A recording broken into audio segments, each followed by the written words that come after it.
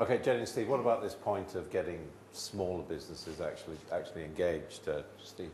Yeah, I think there is a great opportunity, but the main issue has been the market hasn't been there yet.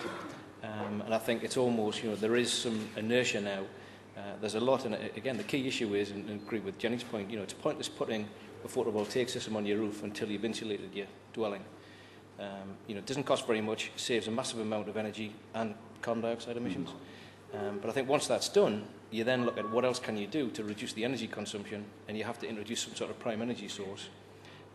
So all of these new technologies, whilst they're not that new really, heat pumps have been used in Canada and Scandinavia for many years. Solar thermal systems work exceptionally well. But it's just creating an awareness that these things do work, even in the northeast of England.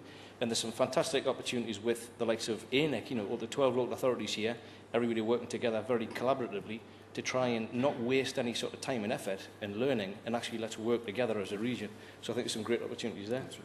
Yeah, I would agree. I think that there's a sense of common procurement practice. We have real opportunities to get these new technologies into people's homes.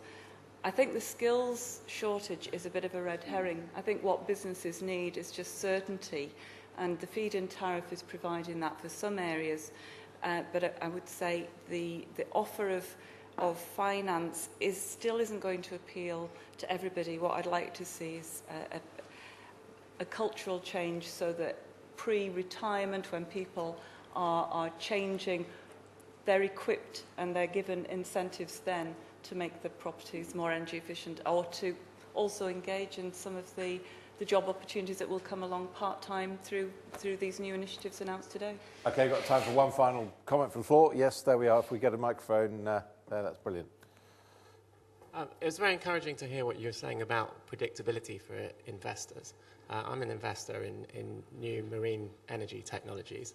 To make it more predictable, it would be helpful to hear what your specific incentives will be for marine renewables.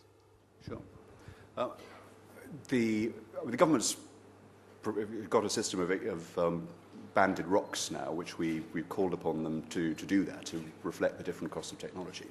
I have to say, when it comes to the support for renewables, especially large scale like offshore wind, I think we've missed an opportunity to have a more predictable system still, which would be a kind of feed-in tariff approach, where there can be absolute certainty that investors might have as to what the returns were going to be.